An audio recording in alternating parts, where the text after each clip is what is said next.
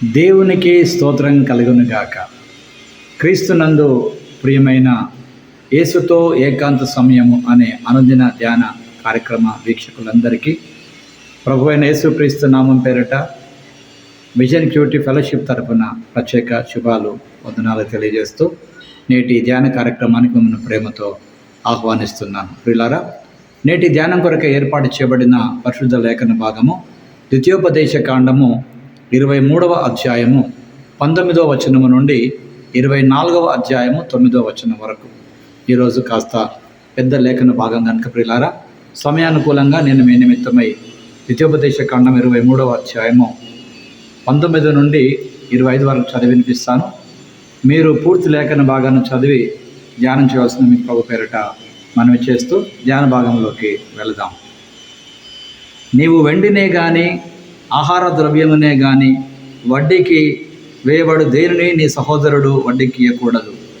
అన్యునికి వడ్డీకి బదులు ఇవ్వవచ్చు, కానీ నీవు స్వాధీనపరచుకున్నట్లు చేరబోచున్న దేశంలో నీ దేవుడైన యెహోవా నీవు చేయు ప్రయత్నములన్నిటి విషయంలోనూ నేను ఆశీర్వదించున్నట్లు నీ సహోదరులకు వడ్డీకి బదులు ఇవ్వకూడదు.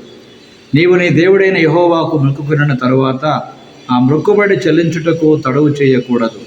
నీ దేవుడైన యెహోవా తప్పక నీ వలన దాన్ని రాబట్టుకొనును, అది నీకు పాపమగును. నీవు మొక్కుకొనిన ఎడల నీ యందు ఆ పాపం ఉండదు.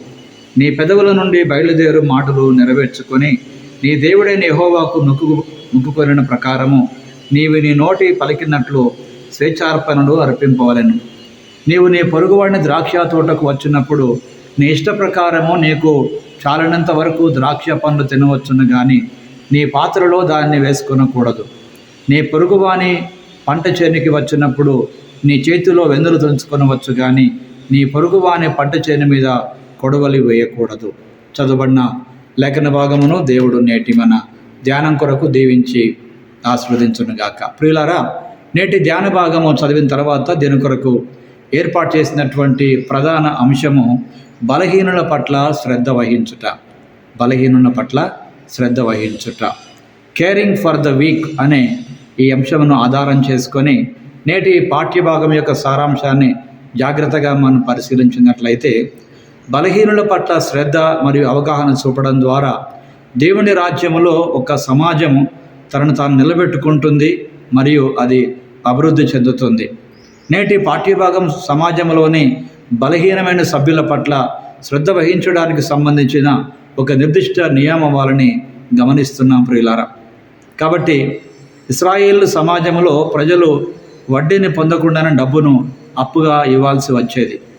మరియు ఆకలి చావులను నివారించడానికి పేదలను వారి ద్రాక్ష తోటలు పొలములో నుండి తినడానికి కొంత అనుమతి ఇవ్వాల్సి వచ్చేది ప్రియులారా. అలాగే ఆనాటి వారి కుటుంబ వ్యవహారాలలో భార్యలో కొంత అసభ్యత కనిపిస్తే మాత్రమే విడాకులు అనుమతించబడతాయి. చట్టబద్ధమైనటువంటి ప్రకారంగా ఆమెకు విడాకుల పత్రం కూడా ఇవ్వాల్సి వచ్చేటువంటిది. సమాజం మొత్తం యొక్క ఆరోగ్యాన్ని కాపాడడానికి ప్రాణాత్మక చర్మ వ్యాధులు ఖచ్చితంగా నిర్ధారించవలసి ఉంటుంది ఆ సమయంలో. కనుక నేటి పాఠ్యభాగంలో ప్రియులారా ఇవన్నీ గమనిస్తూ ఉండగా ఇందులో దేవుడు ఎవరు అనే సత్యాన్ని మనం శ్రద్ధగా వెతికినట్లయితే 24వ అధ్యాయము 7వ వచనములో మరొక వ్యక్తిని బందీగా చేసిన వ్యక్తిని చంపాలని దేవుడు ఆజ్ఞాపిస్తున్నాడు. ఇక్కడ బంధించడం అనగా కుటుంబం మరియు సమాజంలోని జీవితాన్ని ఒక విధంగా దొంగిలించడమే. ఇది హత్య నుండి చాలా భిన్నంగా లేదు. జీవితాన్ని దొంగిలించడం మరియు విమోచన కొరకు ఒకరిని పట్టుకోవడం అనేది చెడు యొక్క మూలము. దాన్ని తొలగించాలని దేవుడు కోరుతున్నాడు ప్రియులారా. ఇందులో దేవుడు మనకు నేర్పే పాఠాన్ని జాగ్రత్తగా మనం గమనించినట్లయితే 23వ అధ్యాయం 24వ వచనం, అలాగే 25వ వచనం, 24వ అధ్యాయం 6వ వచనంలో రాయబడ్డ మాటల ప్రకారం జీవించే హక్కు ఒకరి లాభాన్ని కాపాడే హక్కు కంటే ముందుగానే ఉంటుంది. ఇశ్రాయేలీలు పేదల ప్రజల కొరకు తమ ద్రాక్ష తోటలు ధాన్య పొలాలలో వారి తలుపులు తెరిచి ఉండాల్సి ఉంది. అలాగే వారికి ఆహారము అందించాల్సిన బాధ్యత కూడా వారికి దేవుడు ఏర్పాటు చేసి పెట్టాడు.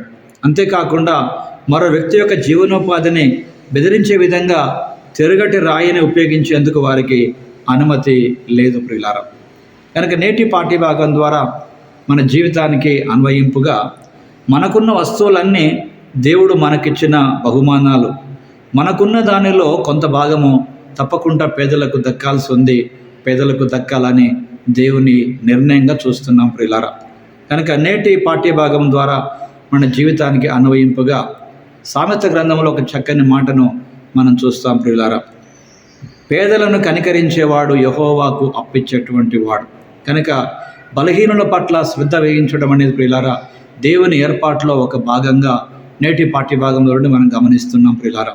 కనుక మనుషుల పట్ల తమ బాధ్యతలు విస్మరించినప్పటికీ, సరిగా పట్టించుకోలేకపోయినప్పటికీ ప్రియులారా దేవుడు మాత్రం వారికి విధించినటువంటి నియమ నిబంధనల ప్రకారము బలహీనుల పట్ల కూడా ఎలా శ్రద్ధ వహించిందో ముఖ్యంగా ఇశ్రాయేలు ప్రజలతో మాట్లాడుతూ వారి కొన్ని నియమ నిబంధనలు దేవుడు పెట్టినట్టుగా నేటి పాఠ్యభాగం ద్వారా మనం గమనిస్తున్నాం ప్రియులారా. కనుక నేటి పాఠ్యభాగం ఆధారంగా ప్రియులారా మన జీవితానికి ప్రభు మాట్లాడేటువంటి మాటను ఉపయోగించుకుంటూ రండి ఒక ప్రార్థన చేసుకుందాం. ప్రభు మనపై కనికరం చూపినట్లుగా, పేదల పట్ల శ్రద్ధ వహించే కృప దేవుడు మనకు అనుగ్రహించినట్లుగా మనం ప్రార్థనలో జ్ఞాపకం చేసుకుందాం.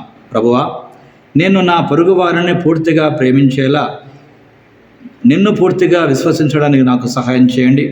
నేను ఒకవేళ పేదల కొరకు ఏమైనా ఇవ్వాల్సి వస్తే ప్రభువా ఇష్టపూర్వకంగా స్వేచ్ఛపూర్వకంగా ఇవ్వగలిగే కృప అనుగ్రహించండి.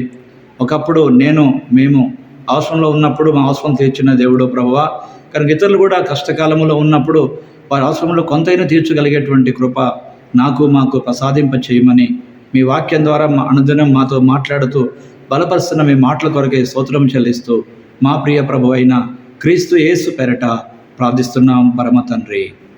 ఆమేన్, ఆమేన్. ప్రియులారా, ప్రభువారు అనుదినము తన వాక్యం ద్వారా మనతో మాట్లాడుతుండగా మనం పొందిన అనుభూతులు అనేకులతో పంచుకొని వారి విశ్వాసాన్ని బలపరుచుదాం. అలాగే ప్రియులారా, మీరు నిజంగా యేసుతో ఏకాంత సమయము అనే ఈ అనుదిన ధ్యాన కార్యక్రమాలు, ఈ క్వైట్ టైం క్యూటీ మీకు నచ్చినట్లయితే మీ అనుభూతులు మాతో పంచుకోండి.